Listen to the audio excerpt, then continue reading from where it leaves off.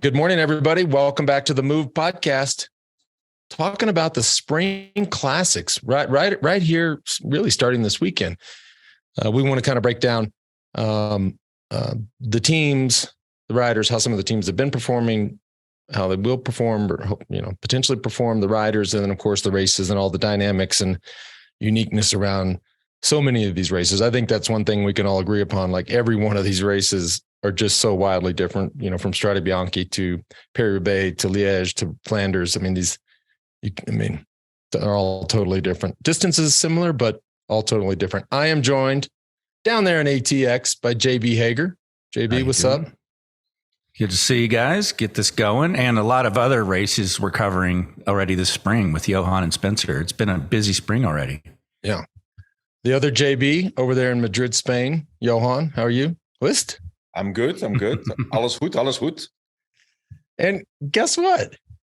We're joined by George Hincapie. Hello, everyone. George, where are you? We never know. We can't keep up.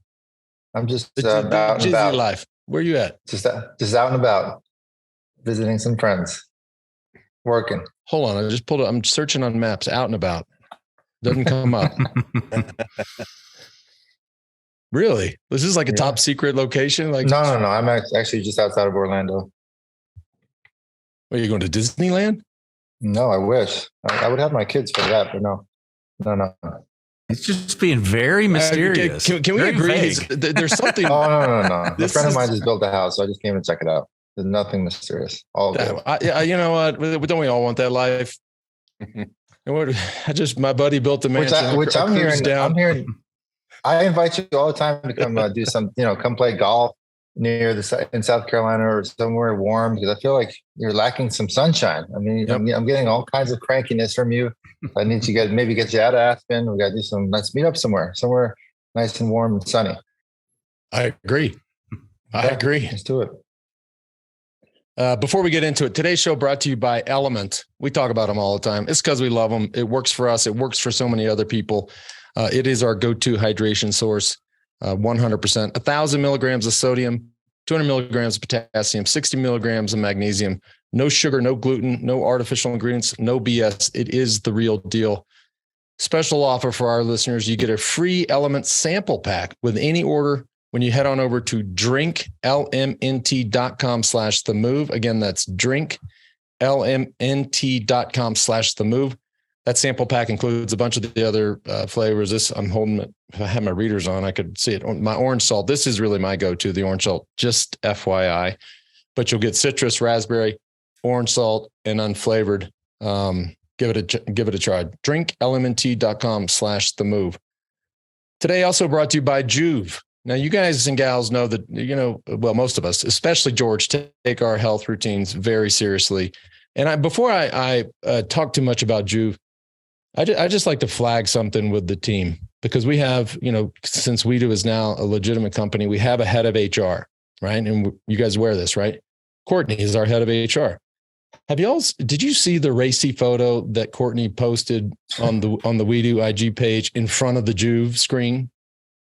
Should we flag that? I'm gonna pull it up right now. See if Should we flag that as an HR violation?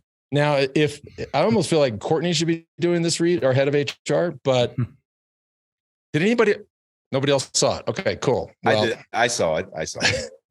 But we talk about Juve all the time. By the way, that's JOOVV. I've got the Big Six panel. It is part of my daily regime. Whether you're looking for recovery, increased performance, better sleep also. Red light therapy is proven. Did you look at it, Johan? I was trying to find it. I couldn't find it. It is proven for better performance, faster muscle recovery, all of these things. Head on over to Juve. That's JOOVV.com/themove and apply the code THEMOVE. Again, that's Juve, JOOVV.com/themove. I love that thing personally. I have it down in my gym. I lock the door, work out in front of it. I got my training routine. I look like ridiculous doing it, but it's definitely part of my routine. I do it 3-4 times a week. You know what it is? It's like wildly soothing. Like, I know that sounds weird, but it's almost like you get in this state, and you kind of, we're sitting here talking about it. You have to experience it to understand. but it's not that I'm a big meditation or one of these people, but like if I had to imagine what that's like I just kind of zone out. Like it's, anyways, we digress. Everybody's looking on their Instagram. If it's expired, we will ask our head of HR, Courtney, to post the racy photo again. As I hear her laugh right outside the studio. All right, let's talk about bike racing. Let's talk about the Spring Classic. This is the time of year where people like, look, I think all this shit that they do, no, it's not shit. I shouldn't say this stuff they do. They go to Australia. I think that's cool. They race in Spain. These are all just sort of, warm and fuzzies. This is when it gets real. Like the Spring Classics is when teams start to look. The reality is if a team wins one Spring Classic, season done for most of these teams. Now, if you're Quick Step or Jumbo or Ineos, no, they have to win more. But or a rider, one of these wins, career made. Yeah. Career made. I think for a team, a win in the Spring Classics, season made. For a rider, a win in the Classics, career made. Yeah, absolutely. And I think we saw last weekend, which is like a little bit of the introduction to the Belgian Spring Cobbled Classics. We had the double, we had Omloop het Nieuwsblad and Kuurne Brussel Kuurne, and that's in theory always the first taste of those kind of races. It's a different kind of racing. Everybody knows the roads, but there's the nerves, there's the cobbles, there's the special pavement in Belgium, where you have to jump from one side to the other all the time. And and I think Johan, that's just it. It's the stress that these races bring are like no other stress that any other race on the calendar can these guys have to go through. It's just so intense, so dangerous. Like you said, people jumping in and out of sidewalks, the local guys knowing exactly where there's road construction coming up in certain places. The amount of detail that the guys that know the roads well put into the planning of these races is unlike any other race that we do or that they do on the calendar. So it's not super intense, stressful. Go ahead, Lance. Yeah, no, and not to mention wind. Right? We know these races can be incredibly windy. So back to George, to your point, the local factor of guys that not just know the roads and roundabouts and potters and all this crap that road furniture they have now, but the wind is a real issue, and they know when the road's going to turn 20 degrees right, 20 degrees left, it makes a big difference. Like that local miles, I never understood it. Like I completely, like, as much as I thought Flanders was an amazing race and I wanted to be like the domestique extraordinaire for George, like I was always a fish out of water. The thing is, I don't care how, you just have to know it. And if you don't spend time to go and learn it, or not just Flanders, but all of these races, maybe San Remo, you could sort of fake it, I think. But all the other ones, like if you don't know it, you're out. We were lucky in the sense that we had Johan, we had Dirk as our directors that obviously knew the roads really well. Also worked pretty closely with Andreas Clear when we were on HTC together. And it's just so wild how well they know the weather, the exact time the wind is going to change, where it's going to come from, when it's going to rain, where there's certain road furniture that if you happen to get into a bind, like for instance, Andreas Clear would say, before the Quermont, we're going to go down that big road before the Quermont. There's going to be road construction on the left. It's a good place to move up on the right. But if you don't happen to make it at that moment, there's a bike path over the other side of the sidewalk that you can move up, but you got to know exactly where it is. And you can't make a mistake but that type of detail goes into the planning of these sort of races, which just makes it so intense. And for me personally, some of the most exciting racing in the entire pro peloton. But you also, to that point as well, George, like you just never know, because the organizer could put a barrier up there. This is not a Formula One track where they know exactly where every barrier is. The organizers could come up and say, feels like a lot of guys are using this sidewalk or this bike path. They could throw up 100 meters of barriers right there, and your sort of plan B, which you had in your hip pocket, is not there. And now you're really screwed. Like that's, or some of those edges that the riders grab might be full of people. Yeah, people, or the like Lance said, the barriers. Like on the Pottersburg, for instance, some races they don't have the barriers on the little gutters on the side of the cobbles. Which, if you're a really good bike handler, you can get into that and stay away from the cobbles. Yet it's more muddy, it's slippery, it's more chance of crashing, more chance of your bars getting hooked on a spectator. But in Flanders, they kind of put that all away and they put the barriers there. You have no option. You cannot ride the gutters in Flanders. Which works more to your advantage, power or finesse on real technical roads? Equally, I think they're equally. I'd call important. it profess. I'm a big finesse. I think one of the big differences with other races is, here you don't just have to know the course. You actually have to know how to race those races. It's completely, even if you know the race, even if you know off by head the whole course, these races are raced in a different way, and you have to know how this is raced. And that's why, you tend to see these guys who have done it 3, 4, 5 times already that are up front, unless you're Tadej Pogačar, and it's the first time you come to Flanders, and first thing that came to mind. I mean, which just shows you how, absolutely unbelievable that performance was. Yeah. So to break down what you were saying, Lance, what's more, or who said it, JB or Lance? I think it was JB. What's more important, power or finesse? Well, JB. On TV, you see the guys getting to the cobblestone sections. Yes, that's where the power comes into play. But lots of times what you're missing is the 10 to 20K before that section, where finesse comes into major play, because you cannot earn all your matches fighting for position. You have to learn how to fight for position going inside of the peloton of 200 guys without hitting the wind or following your teammate, without crashing, and really just trying to stay in the first 10, 15 guys without using all of your energy. So that's where finesse plays a major part. Yeah, and to know exactly at which moment, as you said, like Clear, for example, knows this. One guy comes to mind to me from the past is, to me, the biggest specialist about position and knowing was Peter van Petegem. I knew you were going to say PvP. Mm-hmm. I knew it. That guy was, he was a straight ninja. He was always in the back talking, and all of a sudden he was gone, and he was, and you were there at the back, and he was in the front whenever he needed to be in the front.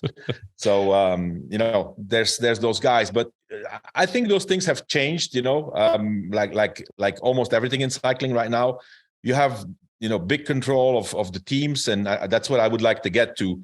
What we saw in the weekend, both in the Omloop at Nieuwsblad and in Kuurne-Brussel-Kuurne, this domination of Jumbo-Visma.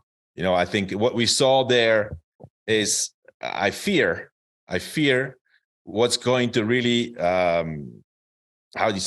what's really going to block the whole race, because at one point, everybody knows now that they're super, super strong. So all the weight is going to be on Jumbo-Visma. And are people really going to dare to go against them? It's going to be a race of, like, if we saw in both of those races, whenever they decided, more or less half race or a little bit after half race, they went to the front and they put their stamp on the race, and everybody was just, trying to stay as close as possible to the front. So is that what we're going to see, especially in the Belgian Spring Classics? I'm afraid it is, because if we see the performance of Jumbo-Visma in those 2 races, and knowing that this was still without their best rider, Wout van Aert, I would be super scared, it's freaky how strong they are. Let me ask you a question. So that, of course, you always do such an amazing job with your backdrop. So if folks are listening on an audio format, you're not seeing this, but if you watch on YouTube, Johan he's really turned into sort of a quasi creative director. But if you see this picture behind Johan, what is that from? This is Kuurne-Brussel-Kuurne. Okay, so that, yes, if that's what we have in store, yeah.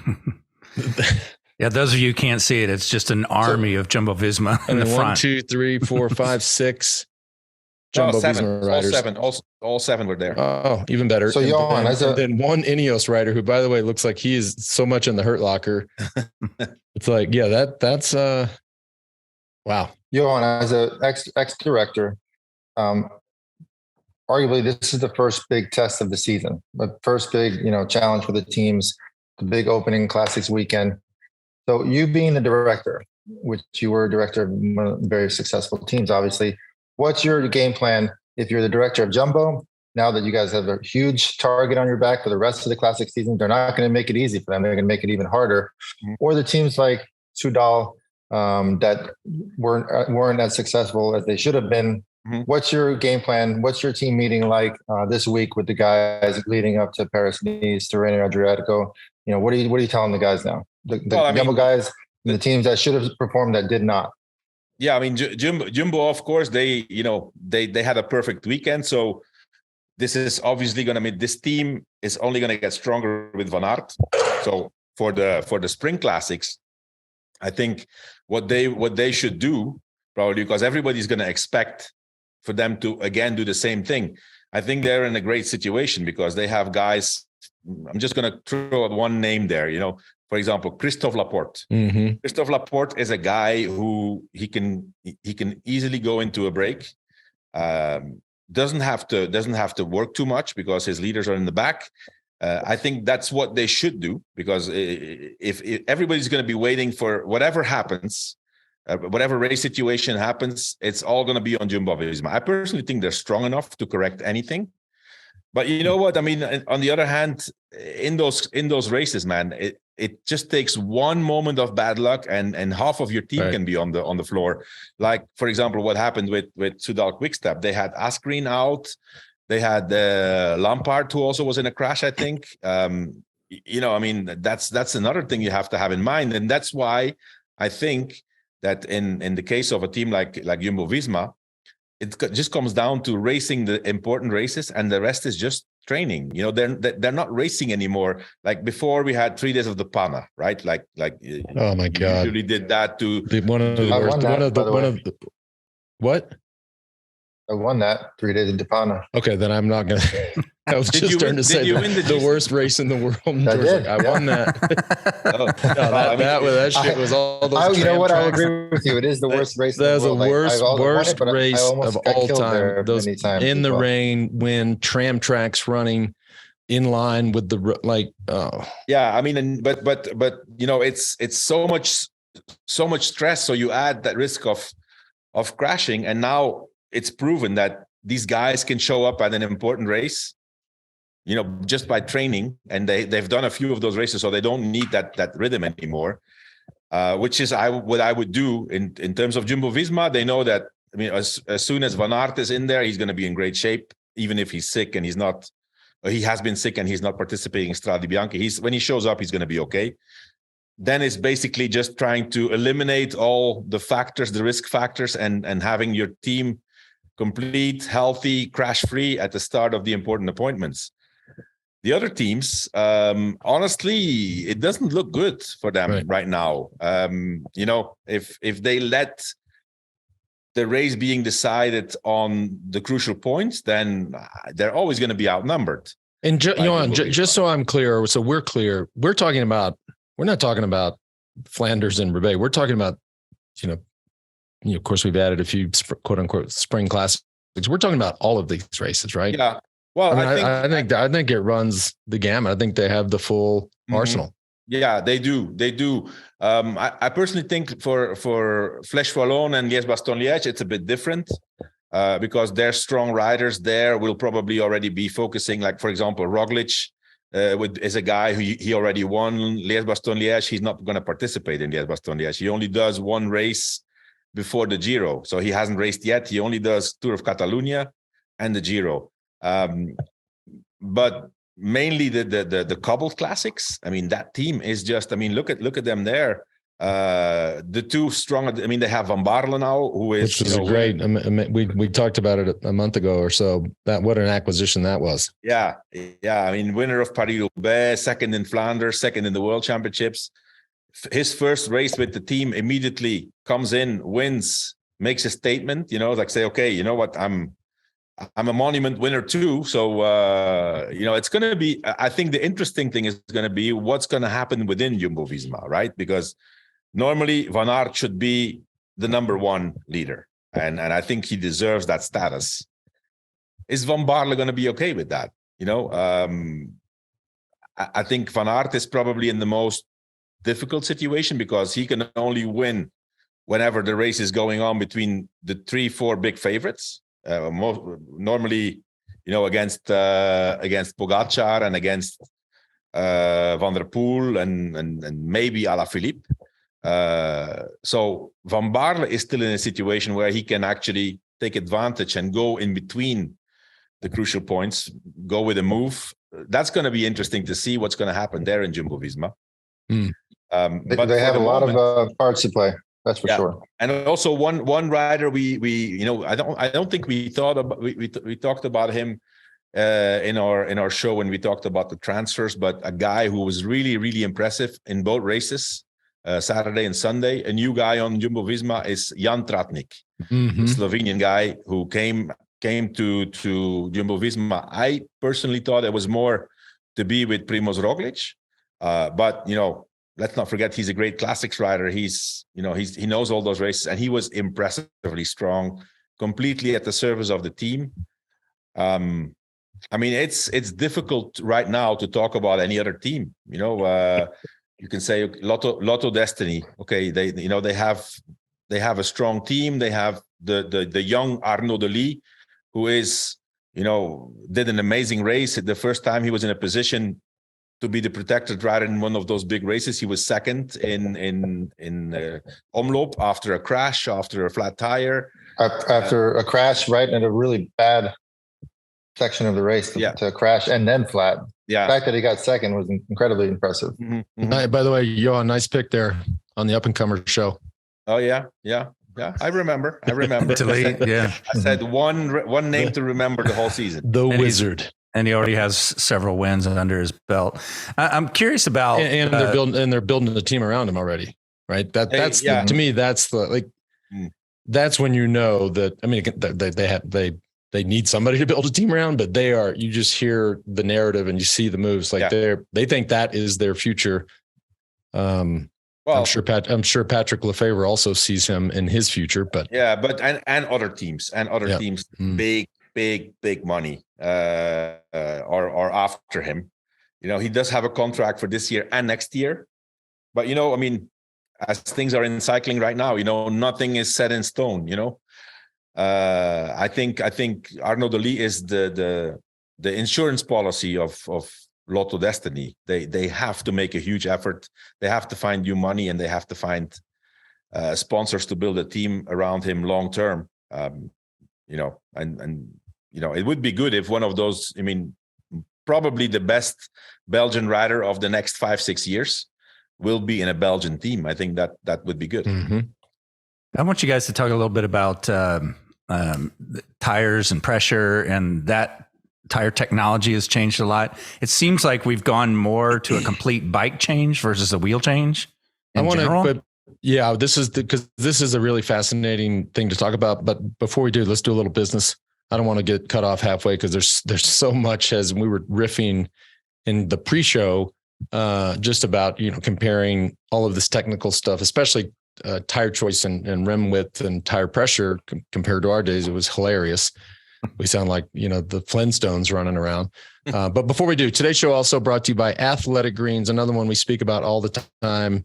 I think it's safe to say everybody on this show and so many people on our team start their day with AG1. A lot of people say, so what is this stuff, right? So with one scoop of this, you're absorbing 75 high-quality vitamins, minerals, whole food source superfoods, probiotics, and adaptogens to start your day off just right. Real simple. It's about taking control of your health. For our listeners, let's make it easy. Athletic Greens is going to give you free 1-year supply of immune-supporting vitamin D and 5 free travel packs. That's what I'm holding up. All you have to do is visit athleticgreens.com/themove. Again, that's athleticgreens.com/themove. Like I said, take control of your health. Take ownership of your health. Last one of the day, HVMN and other great partners of ours. The Ketone IQ. This has been around. The idea of ketones has been around for a while. This brand actually came along and perfected it, right? They made it more cost-effective, more effective for all performances, whether it's physical or mental, and taste better, right? And I think early days, it was almost undrinkable. They've got it to a place where, it's not a bad thing, right? And as we've also touched on many, many times, like it is so prevalent in the peloton. I think last we heard upwards of 60% of the peloton is using Ketone IQ. I don't know if you guys noticed or not, but this was this fighter that they had the big fight in Saudi Arabia the other day, Jake Paul. Oh yeah, big fight. He's Jake Paul super involved with HVMN. You see that dude? I know he lost the fight, but that dude's ripped. Yeah, he is. He's ripped. But anyways, the cool thing, I touched on the mental part. So the fuel, it crosses the blood-brain barrier, right? Which is not an easy thing to do. But with that, you get this mental clarity, mental focus that I think is a real game changer. Head on over to hvmn.com. Use the promo code THEMOVE. That gets you 20% off. Again, that's hvmn.com, promo code THEMOVE, all one word. And that's, and just that kind of dovetails into what you brought up, JB. Like, these are all things that have changed, right? Obviously, we didn't have ketones back in our day. And we were joking in the pre-show that, we rode super narrow rims with, 21 millimeter tires, and we pumped them up to 120. And, now they're running, we had a little debate on the start of the show because Johan was referencing everything in bars. We're like, what the fuck's a bar? Like we pump, like my pump has pounds. I think, I don't know about you, George. I checked with some mechanics in the peloton, and they're talking still about bars. So it has changed. It has changed. Anyways, the other thing has changed from now till then is we have Google.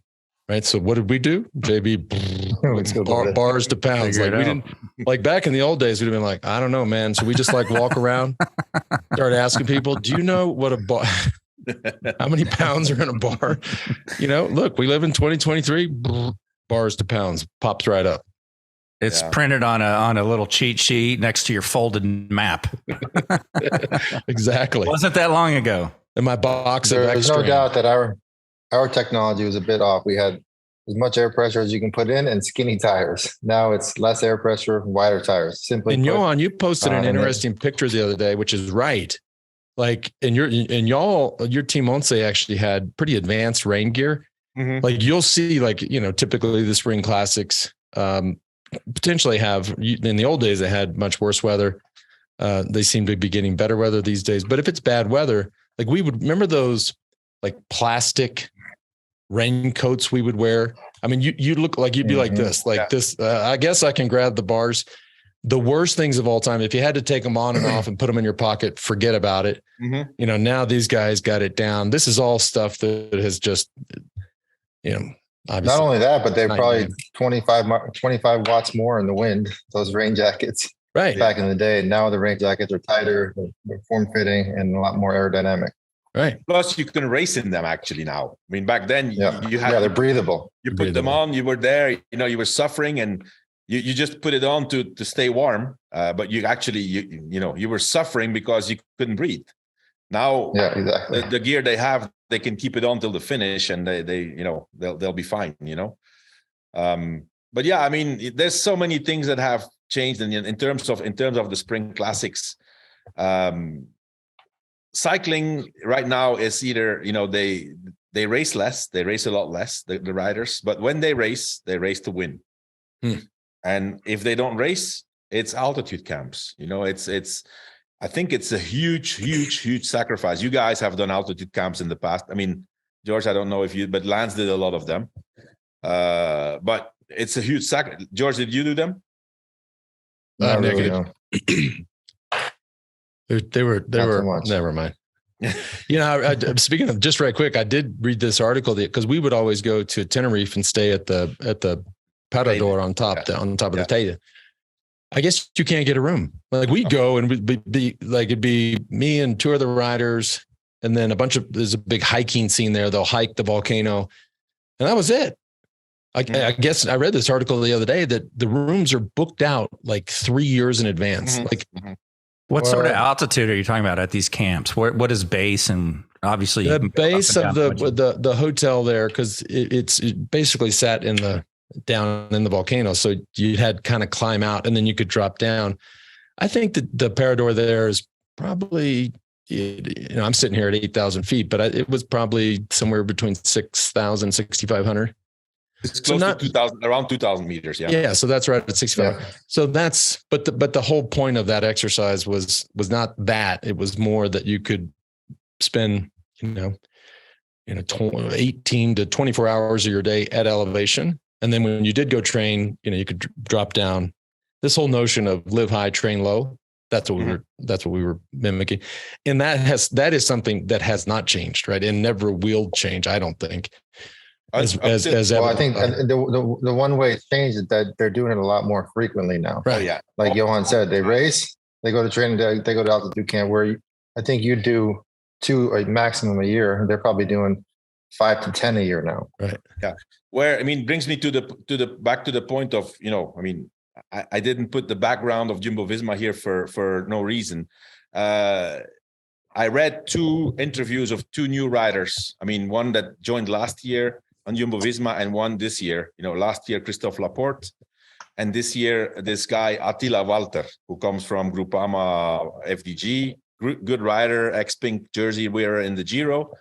And these guys are just, they're like kids in a candy store. They say it's unbelievable to which detail Jumbo-Visma is equipped, with staff for anything. And I think that's what really makes it the difference. They've put aside a certain amount of resources dedicated to that. It's very remarkable, apparently, in the hotels where they are with other people, how much extra staff there is for any kind of speciality. And for example, Attila Walter said, he started the season, was amazing in his first race. He said, this is the first time, I think it's his 4th or his 5th year as a professional, the first time he actually goes to an altitude camp. Christophe Laporte said the same thing last year. He was 10 years on Cofidis or 6 or 7 years on Cofidis. He said, whenever I wanted to do an altitude camp, I could do, but I had to finance it myself. I had to organize it myself. These teams live on the Teide, and then there's another thing, which is, for example, what Remco Evenepoel has been doing, although he's now going to the Teide also to prepare the Giro, and Mathieu van der Poel, live high, train low. It's this hotel at the Costa Blanca, which is specific for cyclists and endurance riders, endurance athletes. And they have this, they have like 10 rooms or something that are how do you call it? Hyperbaric chambers? I think we get what you're saying. Yeah. By the way, none of us know what to say anyway. So altitude, we're just nodding. Yeah. Yes. Well, altitude simulation. Run by a former pro rider. Yeah. By the way. Right? Yeah. I know this is very basic. Wait, founded by, but funded by Vinokurov, correct? Part of it. Hey, just for our listeners. Allegedly, right? No, it's not allegedly. George. Vino's got his name on a couple of the rooms. It's like, I funded this one. I funded that one. What was it? Liège? No, it was anyways. Yes, it was Liège. Oh God. I was going to say, just for our listeners, I'm sure half of them know this inside and out, what an time at altitude will do. But can you just sort of give us just the quick view? How long are you there? What physically changes? I know you get more oxygen in your blood. Can you kind of just break that down a little bit? How long does that take, and what really takes place? Lance, you're probably the best to give your opinion about that, because you did it so many times. Look, I think it's 2 things. If we are talking about the Teide, yes, you get the benefits of the altitude. You get the increased red blood cell count. All the things that peloton now, I think, naturally tries to simulate, which you can do. But the reality of the Teide, is that it is the hardest training that I've ever been around. Think about this: you're living at 6,500 feet. You're training at 0. There are 4 or 5 different climbs to get back up, and they're 40-kilometer climbs, each of them 25 miles that are they're not 10%ers, but at the end of every day, at the end of training, right? So no matter what you did down at sea level and what sort of work you did, intervals, et cetera, that I have to climb 25 miles to get home. Mm-hmm. I mean, it's and there's a lot, the food is great at the hotel. So you get it, and there's not shit to do, right? You're up there. I mean, like, you're flipping around on what the TV situation. There is nothing to do. Yeah. Like, you are stuck on the top of a volcano. I'm not recommending this for anybody's honeymoon. Let me be clear. It's boring as shit. It's got probably more to. Well, they're training so much that they probably don't have the energy to do anything else. Anyway, Yeah, but my guess is now they're probably bringing their own chefs and nutritionists as well. Since teams have all the budgets to do this. Yeah, all the teams have their own chef now for all. I mean, like even one of the smallest teams for whatever. For example, there was one team that they were now in for like a week in Belgium. Well, they brought their own chef, and they were not a factor at all in the race. By the way, no top 10. But Wait, who? It was Israel. Oh, yeah. And so they have their own chef. They have several chefs. So for sure, the teams that go up there have their chef there, and they eat what they decide to eat. It's not what the hotel cooks. They all go to the buffet, and all the riders have in their mind now. They all weigh what they take from the buffet. So are they going to different places now, because that hotel is not that big? So where are the other teams going to altitude in Europe?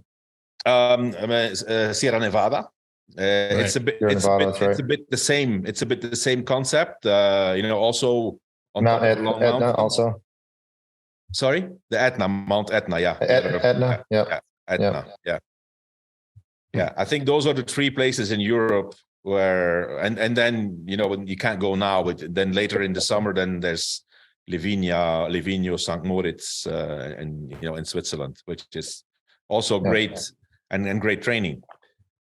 Right, which is also a place that we used between. I think it depended if we did Switzerland or Dauphiné, but we would.